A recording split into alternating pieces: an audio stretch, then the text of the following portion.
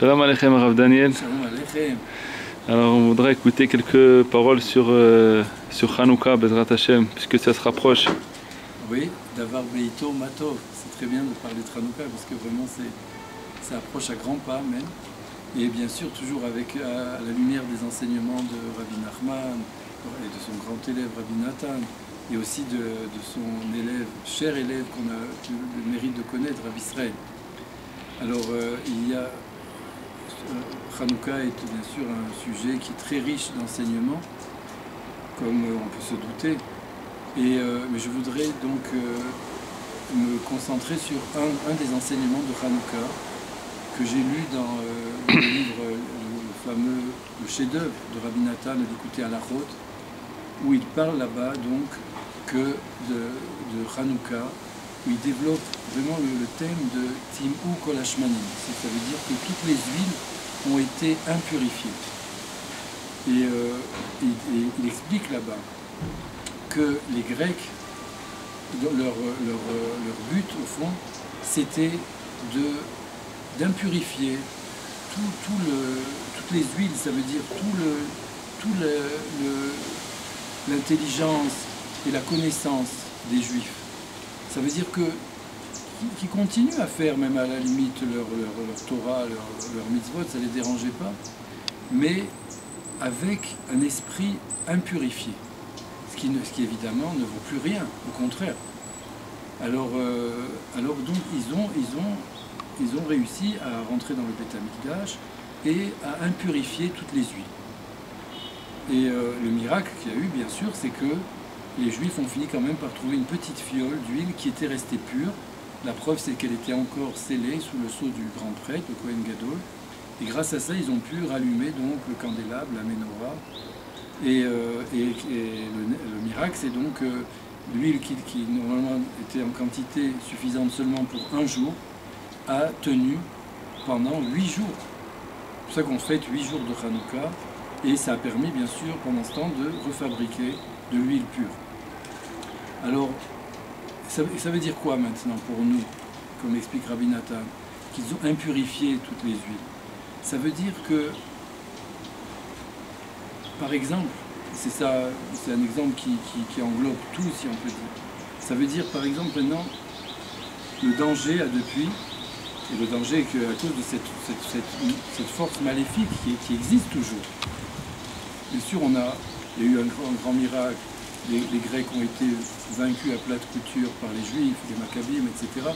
Mais tant que Mashiach n'est pas venu, ces forces du mal restent toujours existantes dans le monde. Et bien sûr, les Havdil, les forces du bien, elles sont aussi toujours présentes et elles sont censées avoir plus de force qu'elles et on doit donc les utiliser. Ça veut dire que par exemple, le but des Grecs et le but maintenant aussi du Yetzer Hara et du mauvais penchant, c'est que on peut continuer à faire par exemple une mitzvah, mais il faut qu'on ait un intérêt pour ça, un intérêt autre que le seul vrai intérêt, c'est-à-dire que ce soit les Shem Shamaim, pour le nom de Dieu uniquement, avec simplement cette intention pure. Par exemple, on propose à quelqu'un, voilà, tu veux faire une mitzvah, une bonne action, etc. Tout de suite, s'il pense tout de suite, oui, mais qu'est-ce que ça va me rapporter? Est-ce que ça va me rapporter de l'argent? Est-ce que ça va me rapporter de l'honneur? Est-ce que je vais avoir un bénéfice de ça qui n'est pas du tout le but de la mitzvah? Alors, s'il pense ça, bon, c'est pas bien du tout. Au moins que tout de suite, ils se reprennent, qu'ils se disent « Ah, ce jour, ce mauvais penchant qui vient toujours se mettre au milieu pour impurifier toute l'huile, c'est-à-dire tout le bon, l'huile, c'est ce qui brûle c'est notre neshama en fait, qui brûle comme une lumière dans notre cerveau. Alors si l'huile est impurifiée, ça veut dire bon, on va faire, mais c'est pas une vraie mitzvah, ça veut dire ça fait pas du tout du plaisir à Hachem, ça n'apporte rien, au contraire, ça fait que du mal. Alors donc il faut absolument essayer de se travailler et comment, c'est grâce aux justes de la génération, aux tzaddik de la génération, Rabbi Nachman, grâce à lui, grâce à ses élèves, ses écrits, ses enseignements, les enseignements de ses vrais élèves. Et puis le fait qu'on va, bien sûr, toujours qu'on est attaché à lui, alors il prie pour nous, surtout si on va aussi à son Ouman, sur son tombeau, etc., ou le tombeau de ses grands élèves. Alors, comme ça, on peut arriver, et c'est vraiment un travail, hein, mais il faut y arriver, et on peut y arriver. Et c'est une autre vie complètement, c'est une vie pleine de lumière, de vraie lumière, les lumières de Hanouka. C'est quoi les lumières de Hanouka? C'est une lumière extraordinaire qu'il faut arriver à ressentir dans le cœur, dans le cerveau. Et essayer de ressentir cette lumière. Sinon c'est dommage, quoi. Toute une vie passée simplement à avoir que des intérêts minables comme ça, et vraiment bas. Et ça n'a pas de valeur, c'est dommage. Il faut absolument essayer de prendre conscience de ça et de se battre pour sortir de ça. Pas toujours l'argent, qu'est-ce que je fais? Oh, ça me rapporte rien, oh, c'est fatigant, oh, on pense que à son corps, aux passions de son corps. Est-ce que ça rapporte de l'argent? Est-ce que c'est pas fatigant pour le corps? S'il faut trop se bouger, trop voyager, trop porter, alors non. Ou bien, est-ce que ça va m'apporter du prestige? Est-ce qu'on va dire, tout ça c'est vraiment très très négatif. Il faut absolument, mais il faut savoir que c'est comme ça, le Yetzirah, c'est pas si on a ça, on va pas s'enterrer sous terre, mais on essaye de se réveiller. Et je voudrais quand même finir par quelques mots sur Rabbi Israël, qui était bien sûr, lui, qui avait réussi complètement, lui, à sortir de tout ça. Et tout ce qu'il faisait, c'était les Shem Shamaim, avec une intention absolument pure. Tout pour le nom d'Hachem, pour le kavod d'Hachem, le kavod des tzadikim amitim, en particulier de Rabbi Nachman, le kavod de la Torah, le kavod des mitzvot, le kavod de Am Israël, mais pas du tout pour l'argent, pour du kavod, rien. Il était vraiment un exemple extraordinaire dans ça. Et je me demande si, j'ai peur que ça fasse trop long maintenant, je pense que c'est peut-être mieux de laisser pour une autre fois une séquence où j'illustrerai ça. En fait, je vais quand même dire un exemple. C'est qu'une fois, Rabbi Israël a fait une grande mitzvah de Shalom Bayit, de faire donc la paix dans un couple, entre un mari et sa femme.